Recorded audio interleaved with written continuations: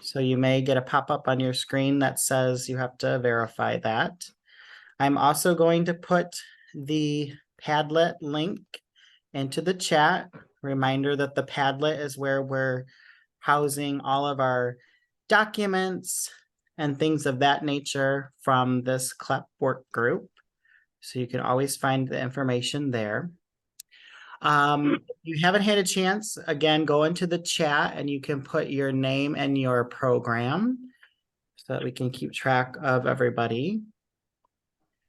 So welcome to our November meeting of the Adult Education CLEP Cohort. We've got a couple of things that I wanted to review with everyone, just as a matter of importance of things, reminders about different things. One is that, as you may know, or maybe you don't know, I am transitioning from my position at MACAE to a new position at the Michigan College Access Network. And so I will not be the lead on this project at MACAE. However, going forward, the new director will be facilitating this cohort and this work group. And in the interim, Joel Render, who many of us know from the Livingston EISA, will be coordinating kind of the communications and things of that nature. We don't have a meeting scheduled until early 2024 as it is, but just wanted to give you that context. So Joel will be our contact, kind of emailing and facilitating things.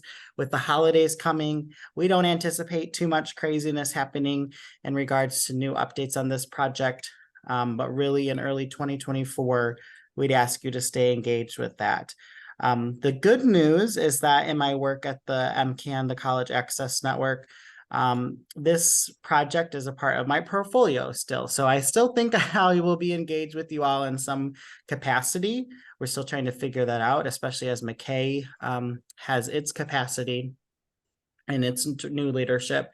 But I'm happy to support this, kind of be in the background to help support MACAE and you all in this, and to give suggestions and ideas. But this will be the last formal meeting that I am kind of leading on behalf of the two organizations. I'll just be kind of in the background, if you will.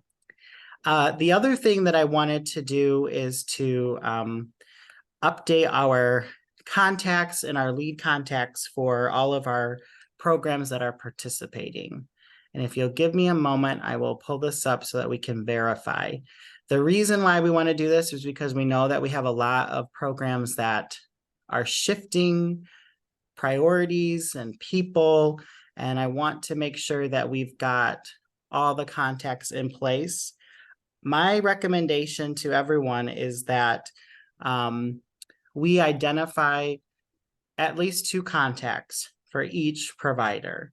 And the reason why I say that is because many of you who are the leads for this hold many different responsibilities.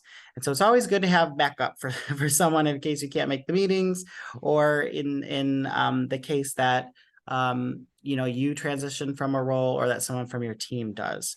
And so I'm going to, let me see if I put it into the Padlet first of all.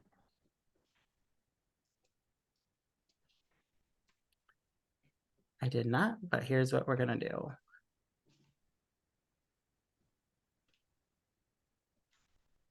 I'm going to share my screen, and if you can, I'd like you just to verify. This is who was originally verified as the lead contact for each participating program. I'd like you just to kind of take a minute and look. And then if you have a change or someone that you would like to add to this listing, please put that into the chat, or you can send me an email. I'll put my email into the address right now. But if there's some, basically right now, I'd like you to look at the screen, see if there's someone else that you would like identified as another contact, either added or taken away.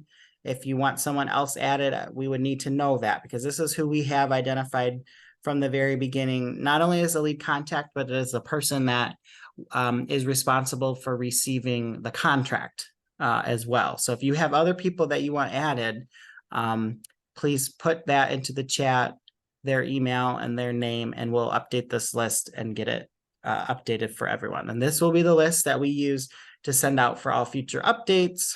If we have any things that we want to change or want to add, we definitely want to make sure that everybody's represented on here. So if you see any changes for your particular program, please put that into the chat with the person's name and their email, or you can send me an email and we'll get this updated for you. That's really helpful for us as we communicate all together.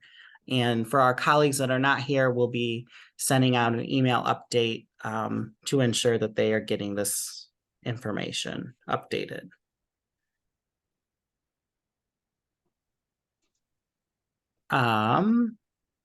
While you're doing that and while you're taking a minute to look that over, I wanted to say hello to Ginny from College Board and CLEP.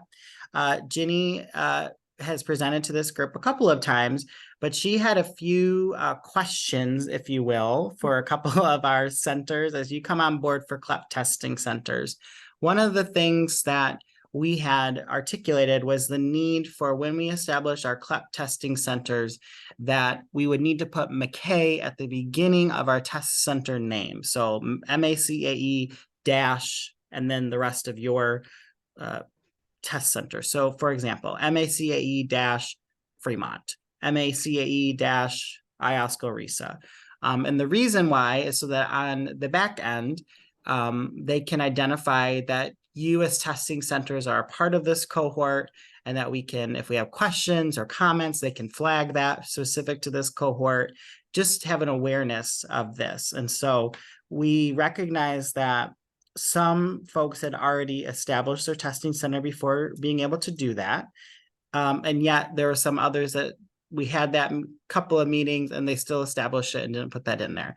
So I wanted to give Ginny an opportunity just to share if she's got any questions for anyone here, and maybe we can kind of address those if those folks are in the room today. Hey, thank you, Patrick. Hi, everyone. Ginny Barron again from the College Board and CLEP program. We're excited about this project. I just shared it out with the bigger team just a little bit, half hour ago. So they're excited to see the work in Michigan with adult learners. So pretty cool work. So as for those of you, I think we have 1, 2, 3, 4, 5 people that have completed the test center process. And like Patrick said, what we really want to do is make sure we can track these in our system as being part of this pilot. So for those 5 that have started, we are going to probably just send you an email with a confirmation. Hey, can we add the MACAE dash in front of, help me with my non-Michigan pronunciation. Is it Houghton? Houghton, yeah. Dang, I'm from Minnesota. I thought I might pull it off, but so Houghton, for example, it has already been approved and it has a CLEP test center number. So if I just send you an email, is it Heidi or Dana? Maybe I'll do it to both, to say yes, we approve for that name change, just so we have it in our record system. So for the 5 of you who have completed, that MACAE dash is going to be helpful. For those of us that work, my operations team who does the test center applications, they're fabulous. But it's a struggle. For example, like I think Plainwell has put in an application, but we have Plainwell High School as a CLEP test center. So they're very confused about what is this? They don't know how to identify that as part of this. So Plainwell, I think we owe you some information. So I knew that I was just going to wait till today to say, I'll jump back in that email from my ops team and confirm that we're going to add the MACAE. I know this is odd coming from CLEP, which is an acronym, but these acronyms are hard for our team too. So they have to go through and vet to make sure this is a legitimate organization. So if there's any other thing that you really are called, like I know the ETC is really the Education and Training Center.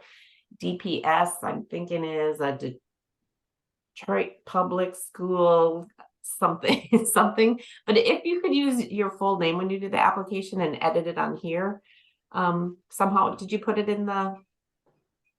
I did not, but I can send that to you, Ginny.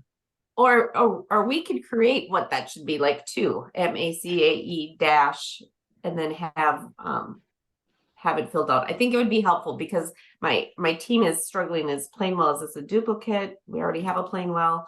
So Sure. just trying to sort it out on our end. And what we So- could do is we could just go through since we have a small group, Yeah. Jenny, we could just Yeah. kind of go through right now and if there's people on, they can kind of help clarify, and then just to know that they'll have an email coming from you. So Christy. And I have this pulled up on my computer too, so. Oh, awesome.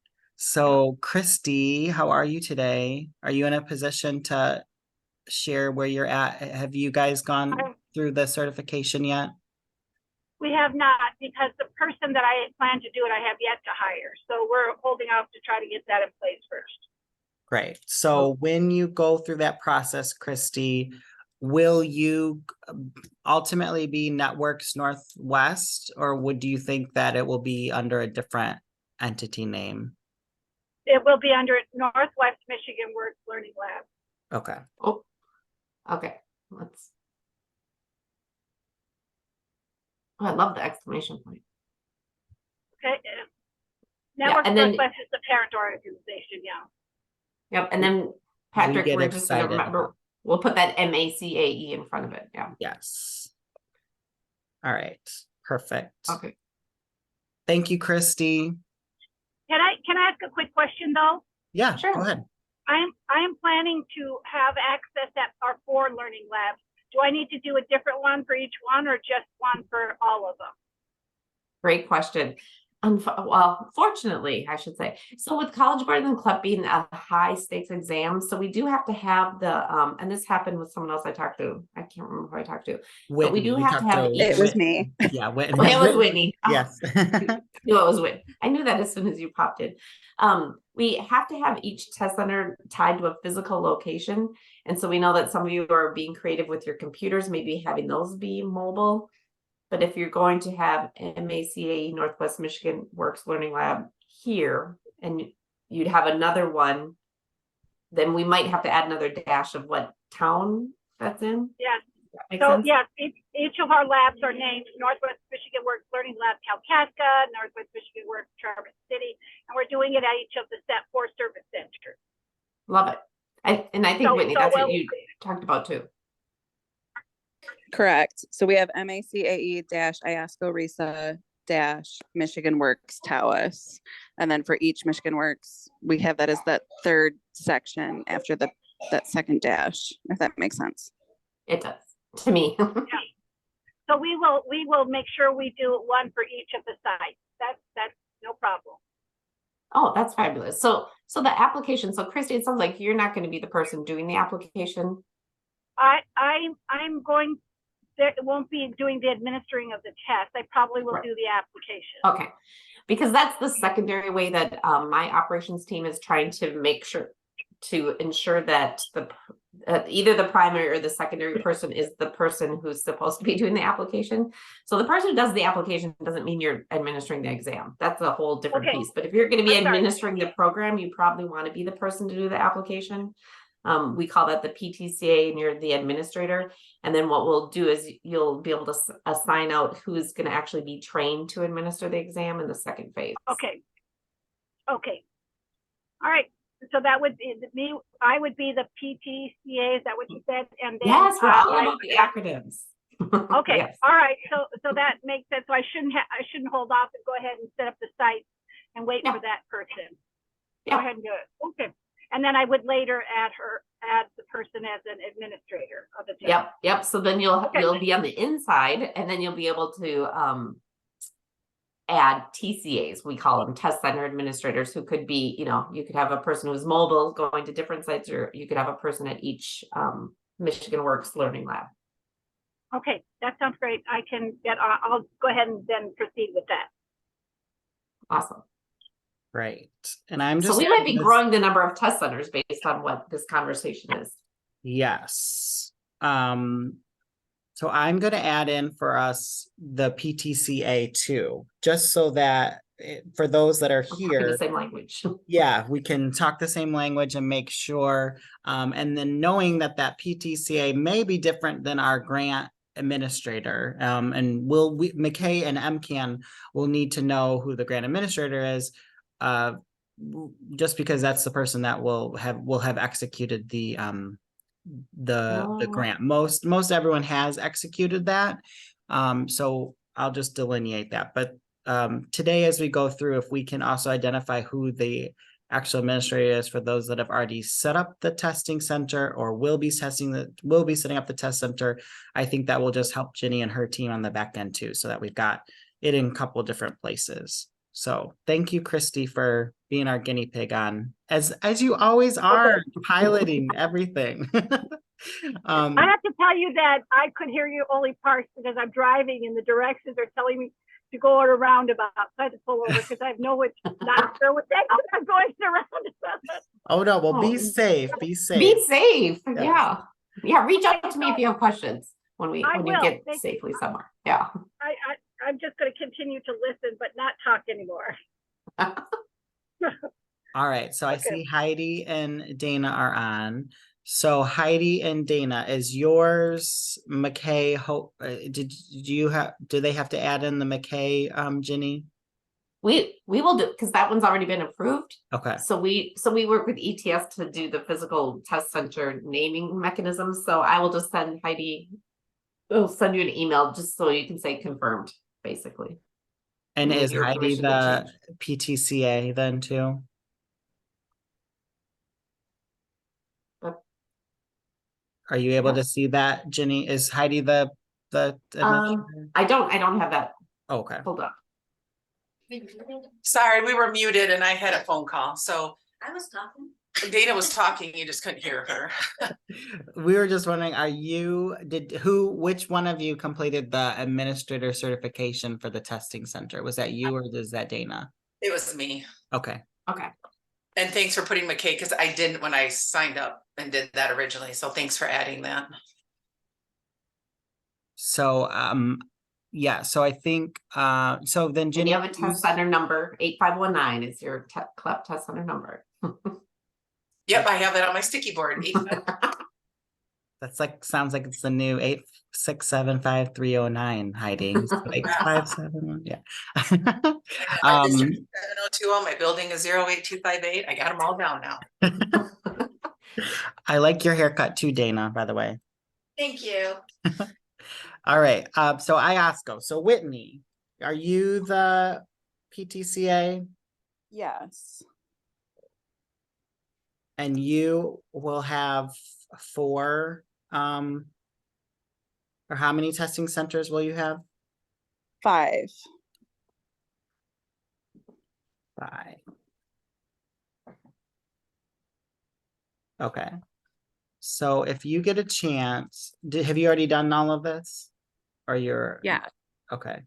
Wow, you're We on. did it the first time and did it wrong. So we did it the second time. Okay. Well, not wrong. I hope that's you just needed guidance. So sorry, that was our bad. No, that's okay. I just misunderstood about the mobile aspects, but it's all good. We did our. I see what you're saying. Okay. Yeah. Mhm. So maybe then, Ginny, when I can email you this updated, and then maybe we can go back and forth and you can update just the service location. So I can add those in just so that we've got those as or the multiple test centers under IASCO. So that we'll just have to add one more identifier. Yeah. Yeah. Okay. I can put them in the chat as well if that helps. Oh yeah, that'd be great. Yeah. Okay. All right. I don't know if Fremont is here. Are Pam or Tracy here? Let me just do a quick check. No. So I'll reach out to them. And is there another descriptor after Fremont? Is it Fremont ISD? Fremont? They would be Fremont, either adult education or Fremont community schools. Okay. So I'll reach out to them and see what they're planning to that. So I see Brenda on. Yep, go ahead. Hi, Miss Brenda. Hi, Mhm. Patrick. So have you gone through this process yet? Had a chance to do this yet? No. Well, you mean just change the name? It's go through the certification for the testing center. Oh, Yes. no, I have not. Okay. Oh, wait. Brenda, where are you with? She's at Fruitport. Fruitport. I have a test center, 8,500. That was attached to Fruitport, and I could be wrong. Well, I mean, we've got our application and everything approved, but Yes. for Oh. proctoring test is Yes. what I thought you were talking No, about. this is just getting the test center set Yes, I up. do. Okay, you're But- 8,500. Yes. Okay. But our, when our check came, it was made out to Fruitport High School and it's Fruitport Adult Ed. Okay. So I Can don't know you- if that matters. It doesn't on our end. If were you able to cash it still and have it go to your program though, Brenda? Yes, I'm assuming so. Okay. If for some reason you don't get the money, it should go to your program. So if Okay. on our end, I'll just make that note to MCAN about that, but Okay. make sure that you get the money. Yep. No And problem. if you don't get the money, then let me know that too, so that we can either cancel that or reissue or whatever that we need to do. Okay. And then is yours Fruitport Adult Education? Is that what your testing center's name is? Yes. Well, yes. It's okay. I'm gonna send you an email post this and copy my Okay. operations team on it just to have it be this MACAE Fruitport Adult Education that you just can confirm, just so we have a record of the change. Okay. Thank you. Mhm. And Brenda, you're the PTCA. You're the one that did the application. Correct. Okay.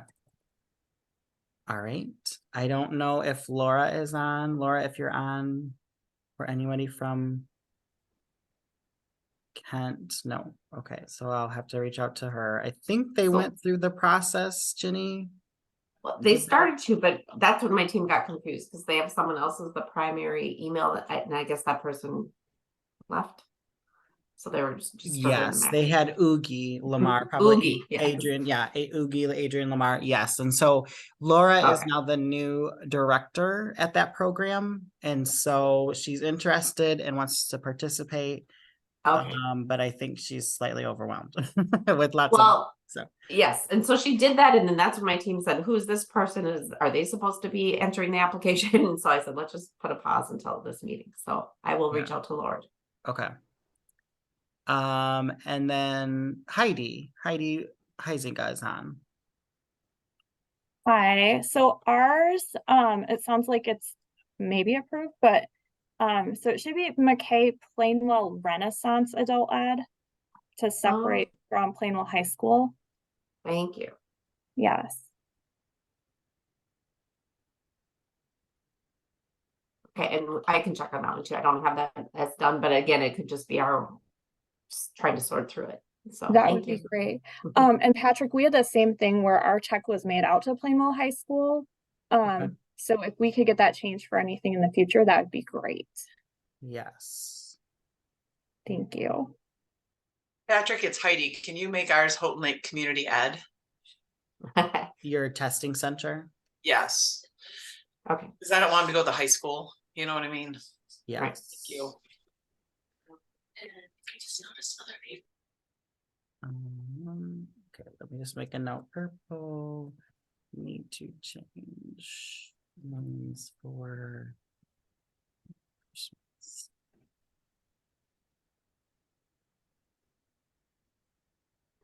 Great. And then Heidi, are you the test or did you fill out the application or was it Mark? I did. Okay. The other Heidi. Sorry, there's two Heidis, so I should probably be more clear about which one I'm asking to talk to. I was trying to figure out who Mark was, so I'm glad you You're figured. like, I don't know, Mark. All right, and then I think Carrie and Jeff are on from ETC.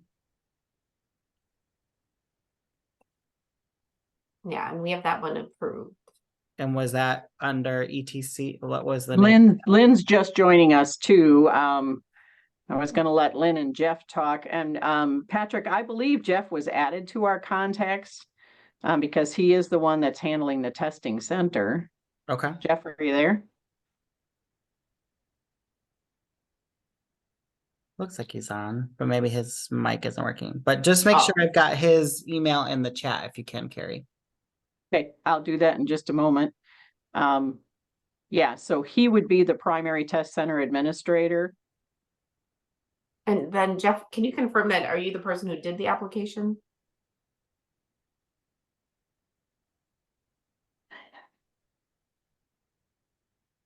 Oh, yeah. I can check. He said Okay. yes, but no mic. Oh, No, yeah, I know, that's fine. Okay. Okay, so we'll get Jeff in there. And then can you remind me, Ginny, what is their test center name? I have it done as Education Training Center / oh, Bullock Education and Training Center. There it is. He put it in the chat. / Bullock Creek. Mhm. Okay. Just want to make sure we got it in there. Connection, sorry. Oh, thank you. See? And then I don't know if Joel is on. The other question I had for you all at ETC was, apologies, I just in my transition have not had a chance to schedule a meeting with you all. Unfortunately, I don't know if I will be able to before I transition. Joel will be able to answer questions for you if you've got more questions about it, but is there anything kind of just briefly right here that I can answer in regards to the contract that you have? I think we're gonna need to receive the contract again. We're not exactly sure that we have the official contract that needs to be signed and returned. And then the only question we had was with the curriculum piece. Are the contracts the same for everyone with no changes in the language? Correct. You are able to opt into whichever parts of the contract that you would like to. So you could opt into phase 1, you can opt into phase 2 additionally, you can opt into phase 3 additionally. My recommendation has been just opt in. I mean, it's an individual choice for everyone, but the point of the whole cohort was that, you kind of we're all kind of figuring this out together. At the end of the day, we're not going to ask for any dollars back. So once you get the dollars, it's yours to have. If they go specifically to this program, that's great, because we know that there's not a lot of additional resources to do that. But we're also not going to ask for accounting or budgeting on any of those things. So I've shared with programs that are participating that once you get the 3,000, and if you participate in phase 2, you get the additional 1,000 in phase 3 once you're actually testing and get reimbursed. That's your money for your program to use. So however you would like to use that, whether that's for more things related to the CLEP and related to this testing center to help the students, that's great. But if it goes to buy something like a cake at graduation or admin costs or whatever, I guess as you're not buying Apple Watches or cars or things like that, we don't really care. And so the whole point is that we're trying to give you just the resources to do that. So you have the power to opt into whichever you would like to. The only thing I would say was that in that phase 2, the benefit to opting into the phase 2 is that by doing that, you're saying that you will participate either as an individual program or as a statewide collaborative to figure out a way that we can use the Modern States curriculum as almost like an equivalent of a GED prep curriculum. How do we embed this, or how can we help our instructional staff use this in their curriculum, not only as an instructional resource and tool, but also if the learners are actually going through the modules of the Modern States, that test can be reimbursed. And so they essentially get a voucher to cover the actual costs of the CLEP test, similar to what you would do like on a high school equivalency voucher. So there are benefits of, there's an established curriculum out there that will help prepare a learner for a test. Ultimately, if the learner goes through the modules, they could get the test paid for. The downside, I guess, or a challenge or a commitment that would be the onus on you all as a program or anyone that opts into phase 2 is that you would have to decide how you want to utilize or embed that into your instruction. And that could be just for that particular learner. It could be just for a particular class. It could be across your whole program. You know, we're leaving that up to everybody. And one of the things that is on our agenda kind of to talk this afternoon too about is how would this group like to best move that forward? At the conference, kind of the wisdom or the thought was that individual programs maybe don't want to spend the time to do this individually, but maybe there's a small cohort or group that can come together, make some recommendations and say, hey, look, we've got a 16-week GED class. Here's where we would see the modules broken up across that 16-week course. Go at it. Here's the recommendation. And if you have something similar, maybe you have to make a few tweaks or modifications. Otherwise, you know, you can use that. The other piece that we're still, I shouldn't say still, the other piece that I had a conversation with the adult education office on is that this is a allowable adult secondary education curriculum. And so even though it leads to it can lead to post-secondary credit, it is both an allowable future expenditure. So not to birdwalk, but essentially later on, you could purchase things if you needed to related to modern states, or staff could be paid, you know, to either work with this or use it. That's down the road. But essentially what I'm trying to say is that you could count these hours as your adult education hours, just like you would for a GED prep, just like you would for your high school diploma, you know, instructional supplemental materials or in-class materials. The adult ed office has said that this is in that same space. And so if, let's say you had your class and then you assign them these modules, like complete module 1, module 2, module 3 for homework, those are all considered, you know, supplemental at distance learning. So those are countable hours for your regular adult education instruction and mayors and all of that stuff. So just wanted you to kind of highlight the benefits, if you will, also some challenges. I mean, it's a commitment that you're making, but at the end of the day, ultimately, the goal is to try to say what resources are available for us so that we don't have to reinvent the wheel. Let's give this a try.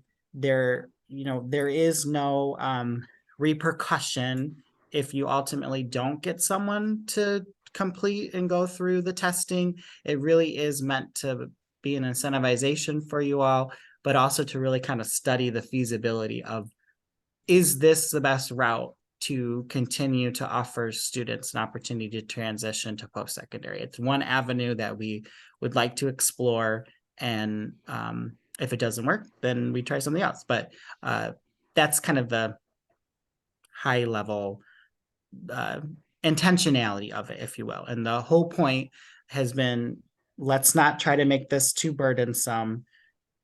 Take the money, see what we can do together. Let's see what happens. And at the end of it, hopefully we will have had learners who have been successful and maybe get some college credit at the end of this, and then hopefully can transition into post-secondary. That's really MACAE's goal and MCAN's goal as well. And I know that that's very different than what all of our other obligations are for all of our other state and federal grants ever have been. So I know that that's new territory, and maybe just a learning curve for all of us is that, wow, we're not going to have to be like held over the fire if this doesn't go according to a certain plan or strategy. So I will get off my soapbox now. Okay, I think we're good. I'm going to handle the curriculum piece. I think our biggest fear was, can we do it justice? Are we going to have enough numbers? Are we going to have enough subject areas that we can implement this to do it justice? And I think you've alleviated our fears. We're going to be fine, and we can sign the contract for all 3 phases. Great. Thank you, Carrie, for saying yes. Go ahead, Christy. Can you remind me, Patrick, about, is there a cost to access the curriculum for students? There isn't, no, the modern states Because, curriculum, no. yeah, because we, you know, I don't see the need to, I feel guilty taking the second $1,000, but we're, you know, all of our instruction is individualized, and we are really looking at targeting students who are going to transition. Then we're going to look at to post-secondary for sure. We already have about 4 that are possible, and then we're going to make sure that they'll accept the correct CLEP credit at the college they're going to, and then do it just individually per student. I would take it, Christy, and think about the intentionality of the funding available in phase 2 was that we know that there might, so a lot of you will already just naturally have this as a part of your programming, like this opportunity is available. We're already talking about college going, employment transitioning. That's always just a normal part of your programming. But we also wanted to give a space where there may be additional hours required of a staff member to either like go through the certification or to study some of these things or to look at some of these resources. And we didn't want to get into a situation where it was like, well, are they being paid by WIOA or 107? And are we, you know, getting into that space where now they're not doing what that responsibility is that they're paid for under those grants? And so the point was to try to say, let's just give the program some resources to, you know, it's not a lot, but at least a little bit of something to just have that they can utilize if that is an issue. And if it's not an issue, they've got resources to use for their program. And you know, I mean, I think you all Our are, only other, you know, really just as a responsible. thought, Patrick, our only other thought to use that money would be to incentivize students to do it. I think that's great. I think that would be just great. to get them on board, because we know that when you have a new program, the best marketing is word of mouth. Yes. And so if one student does it and says, wow, this is great, and I got, you know, $100 to do it or something, and we successfully had that, they can see the benefit of that. So that would be the only other way we probably would use those funds. I think that's a great idea. Great. All right, let's go to Detroit. Hi, Dakia. How are you? Fine, and you? Great. Okay. So have you all had an opportunity to go through this yet? Yes, so we actually have our test ID number, and we also we didn't use that acronym. So our test center name is Detroit Public Schools Community District, but in addition to adding the MACAE in the front, if maybe we could add adult education on the end. And our test center number is 8588. 8588. I'm just going to add a column here too for when I get with Jenny about get the test center number. And did you complete the application, Dakia? So we're currently that application is being routed for signature so that we can resubmit, and then we'll get access to the testing right portion. That's where we are. I don't see Carl, so I'll reach out to him. All right, Karen, I know Karen's got to go because she's big time presenter at a national conference or a national presentation here. So my side, Wes, who are you today, Karen? Yeah, we're my side, but you can keep, should we say my side or Southwest Solutions? The grant and everything else is, you know, the TIN and the EIE, all those things is still Southwest Economic Solutions. We just changed our name to my side. So really, do we want to say my side? Hi, Rupert's here with me. I just don't want everybody to get confused because like SWES and my side are the same. So I don't want them to like have these 2 different things if they get jumbled in the data because of the grants. Did you already do the application, or you haven't gone through that process? You already did it? I thought we were pretty much set up. I thought we did the application, everything. What's their test center, Jenny? Do you know? Yes, 8540. Yeah, we're excited about this. What, can you say it one more time? 8540, sorry. And were they Southwest Solutions or were they?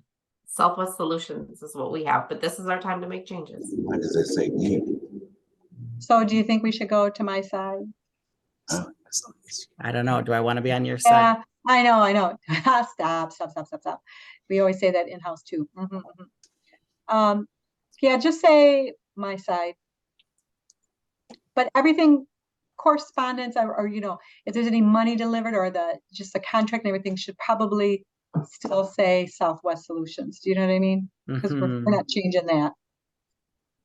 Is that kind of weird then? Yeah. Because you know what? All of our signage and everything else is going to say my side. So if they come to our building, they're not going to see Southwest anymore. So my side's good. So you want to keep my side then? Correct. Or you want to change? I'm sorry. Hey, to my side. Yeah. Or, I mean, Ginny, so is there like a year from now, so they're going through a merger or like a transition of their agency? Yep. If like a year from now, can they re-edit that to be In front of my it. side? Yes, so once you're approved and in there as a test center, we have a resource center and you can go in and make any updates as to staff, or you should, to staff changes, name changes, address changes. That's a self-serve portal that we have. But knowing that we're going to go there, is it better just to do it now? I mean, the only thing that hasn't changed really is our tax exempt or tax, in our 501c3, we still are still Southwest Economic Solutions because we have so many multiple grants out that we're not going to transition out probably until 2025. I would say, however, it makes sense in your mind. Yes, I agree. Just keep it my side then. I think my. And it's M small letter I. Yeah. ID. And so then the email too, when it says the email, it should be karen.govan@myside.org. Okay, I will change that.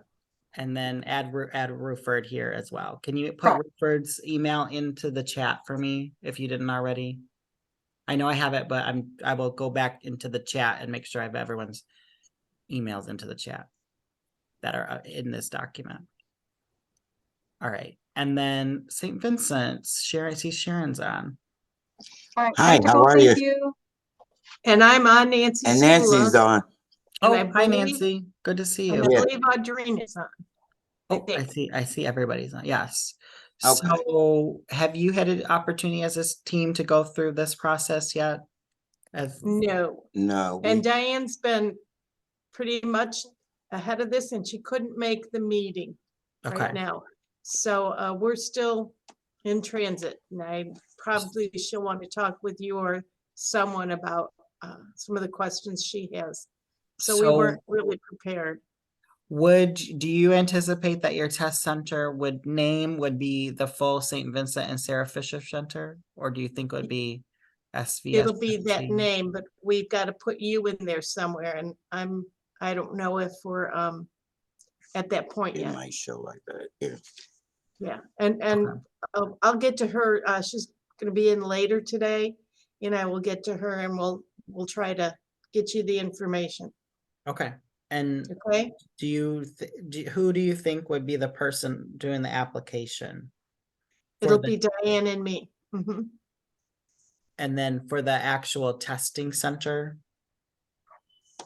For the administration of the testing center, that's going to be under Steve Goodrum and Vance. What's Vance's first name? Cassandra Vance. Okay. If you can make sure that I have their names and emailed into the chat, that would be great. Okay. And then to clarify, who's the PTCA? Who's going to be the person who's going to submit the application? Diane Renault. Okay, perfect. Okay. Great. This is super helpful, but it gave me a question to ask the group, and this can be a yes to all, some, or none. With CLEP, once you get approved to be a CLEP test center, we can publish that on our College Board website. So let's say I live in Michigan, I put in my zip code and I can search any test center that's within a 10-mile radius. What that means, though, if you're public, is that you could get a call from someone who's not in your program to say, hey, can I come and test, but etc. So that's what we do for our college university folks. You guys are a unique population. For our high school folks, when they complete their application, we call them limited, meaning they're open, they can decide who they test, when they test, but we keep it limited and not on our website. So that means someone puts in their zip code and your site doesn't come up as a CLEP test center open to the public. Now you can, again, if you have staff, parents of other people, you can let them test there. So my question is, would you like to be public, open to anyone, or should we make you limited? Meaning not listed on our website. Does anyone want to be public?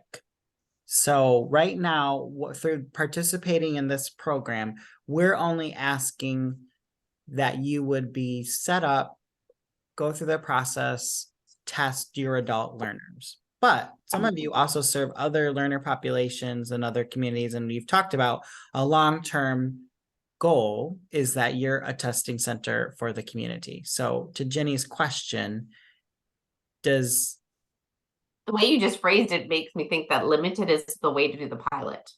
Yes. And again, if you have a family friend, well, you can't proctor exams for family members, but if you have the parent of a or someone else, you could offer to test them too. But maybe it should be limited for the pilot. And could we just advertise on our Facebook pages that we're offering CLEP testing, that they could contact us directly to schedule?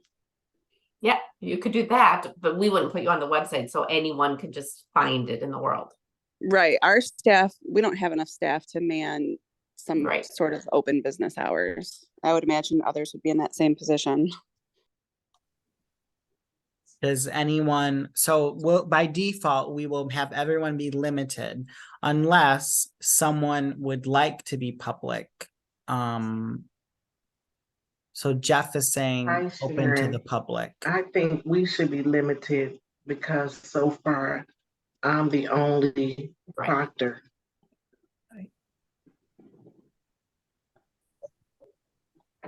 So anyone else besides ETC want to be public? Otherwise I will default, and I will verify with these other entities that are not here, but kind of going once, going twice. I mean, you'll have the opportunity to change. And you can change that moving forward, It can be changed at a later date. Yeah, for sure. But I think for just getting everybody up and going, unless you're like really gung-ho about it, I think that it would probably be best just to default to the limited, and then we can make sure everyone's set up, everyone's got what they need, and then That sounds good. Yeah, and then go from there. Great. And then staffing becomes an issue, you know. Yes. Because they do have to be live proctored exams, and so that means your staff would be hung up doing that. Great. Okay. All right. So I will tweak this, and thank you for putting all those things into the chat. And I will make sure that Jenny and I communicate back and forth on those. Going back to my agenda, trying to be cognizant of our time. Sorry we took so long on that, but glad that we took the time to do that to make sure everyone's got what they need and that Jenny's here for that. We reviewed the CLEP centers names. The third thing that we had talked about at the conference as an opportunity was actually starting the conversation about the modern states of the phase 2. So a reminder that the goal is for everyone to have by the holidays their test center application submitted and hopefully reviewed, and that the test center has been approved by December 31st, 2023.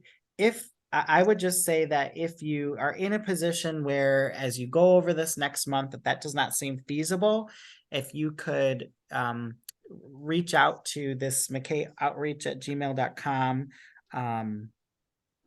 email, and or Joel. I'll be sending out a kind of a follow-up to this meeting with Joel's contact. He will be, like I said, the interim lead on this.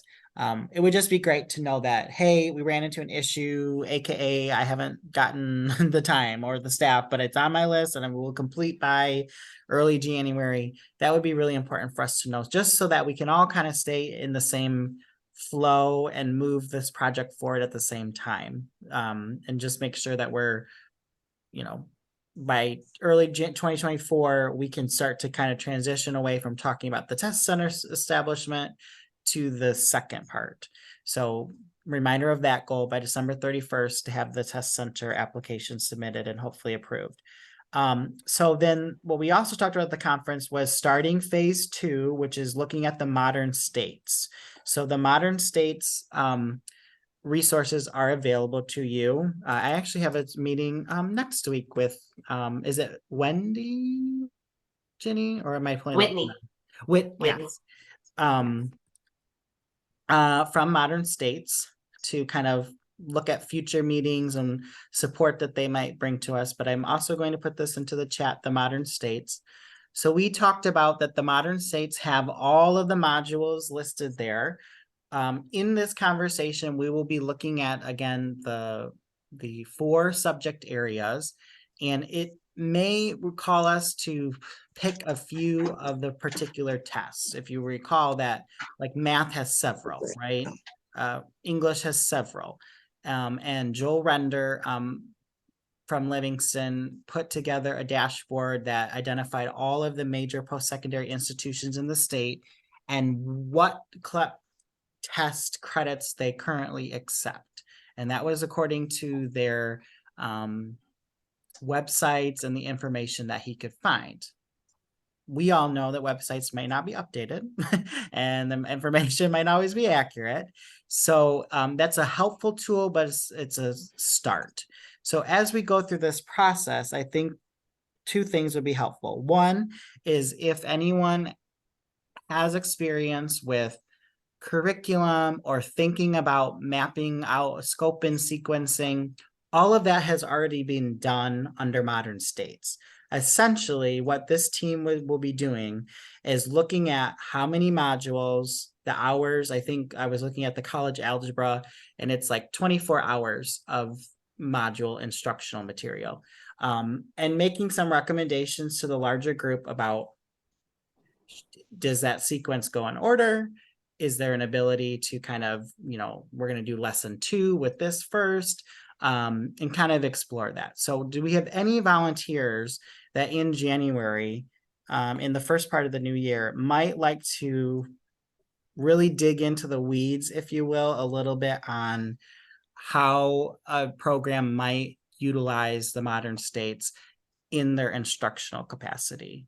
And so I would say that if you are a big idea person, I appreciate that, but this is probably going to be a little more in the weeds of actual, instructional strategy and design. And I would anticipate that's probably a couple of meetings for a couple of hours over each of those meetings. So if anyone is feeling really rearing and ready to go on that and would like to be a part of that little subgroup, put that into the chat. And as I see all those names pop into the chat, I will also tell you to send an email as well if you would like to do that. I don't anticipate that it'll be too hard. Many of us already have the GED curriculum established, the diploma curriculum established. The Modern States is just kind of finding a way to layer those 2 together. Like, if it's, is it better one-on-one? Is it better, like, if I got a small group, can I throw some things in there? I think it's just kind of pulling out a couple of ideas. So I don't anticipate that it will be, we're not writing a curriculum and we're not designing a whole scope and sequence for a program. So many volunteers, I know, but just think about that. That is a priority for 2024, is that this group said it might be great to have a couple of individuals come together to do that. So if that moves you in some way, if that stirs your spirit, let me know. And then the last thing is I wanted to just remind everyone of, let me make sure that I pull this up. I wanted to remind everyone of our upcoming meeting dates. And let me share my screen. And I will zoom in. And we'll resend this out. And now that we have pretty much the cohort established, I actually might spend some time tomorrow and just send out calendar invitations. The reason I haven't done that thus far is because we were still waiting on some programs, not here, but some other programs were being wishy-washy if they want to participate or not. And so it was like, I don't want to create something and then have a bunch of people not accept it. So our next formal meeting is on Thursday, February 15th at 2 p.m. Virtually. So mark that on your calendars. Again, the quarterly meetings are an expectation that a representative from your agency will be at the quarterly meeting as a portion of participating in the cohort.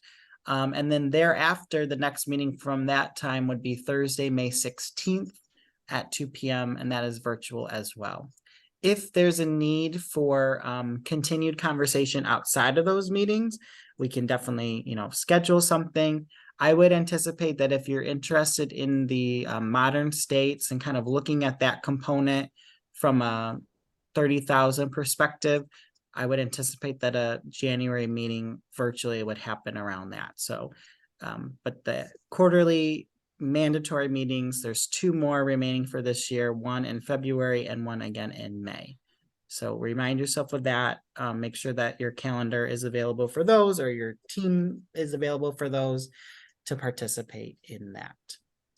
And I think that's it. We're in a good position. I want to thank you all for again going through this process and thinking about this. I'm excited about this. And I know that my transition kind of throws a curveball, but thank you all for catching that curveball and continuing to work on this. It's such a priority. I'll just say nationally and even statewide, there's been a lot of buzz around this particular project. Something like this has not been done before. I've just gotten a lot of feedback and emails from people from different states and different agencies saying, what does this look like? And all of these meetings and all of these conversations are helping us just to make this process better for everybody and hopefully obviously for the students. So I want to thank you again for just being a part of this process and learning. I'm learning just as much alongside you as you are in doing this work. So I appreciate your patience as we kind of figure out what works best. We're all in this together. And like I said, we're if we can get one learner to successfully go through maybe all phases of this, or at least the programs, even the goal for me is even just that you all as programs are participating in all these. I think that's a win and it's a success. And MCAN views it in the same way. So thank you guys for participating in those things. It's 2 o'clock if you have to step out. I appreciate that. I will, as a recap, I'll just send all the notes from this meeting in the Padlet as well as the meeting dates. And thank you guys for updating your test center information as well. And we will let you go. But go ahead, Winnie. I just wanted to clarify, you said that counting the hours and using funds for the modern states was approved when you had that conversation, or did you say in the future? I will say in the future because it's not in writing yet. I got a verbal. I got a verbal confirmation, and we all know until we see it in black and white, and it's got a signature. We've heard a lot of verbal yeses over time. So I got a verbal yes. And then my next question was, let me write for you what we should send out so that everyone feels comfortable with those things. So the reason why that came up, Whitney, was because a program who was going to participate and is not participating anymore actually had costs in their 107 budget. And so then the state office was saying, well, is this an instructional cost or is it a test center cost? And if they're participating in the program, are they getting any other, local funds to participate in the program. So earlier this week, I had a hour-long presentation with all of the adult ed staff about this project, what its intentionality is, what's the goal, what's the outcome, that, you know, this particular program unfortunately was going to participate and is not. They shouldn't have necessarily put any costs into their initial budget just because we were trying to not have that. I reiterated, just so you all know, and I'll be PC because we're still recording, but any costs associated with this in my mind are instructional activities. So if that question comes up, I would just say that that's the name of the game, is that all the resources that you're putting and leveraging towards this are instructional capabilities, that the primary goal is to help the learner complete their high school diploma equivalency. And a secondary goal, obviously, is that they gain college going credit and they ultimately transition to college. So if you need some, if you get any questions on any budgets about anything that around this should not be that complicated at that higher level. But if you need any assistance in that, let me know. Okay, thank you. All right, I will let you all go. And I hope you take care. I'll stay on for a few minutes if you got any questions, and we'll follow up very soon.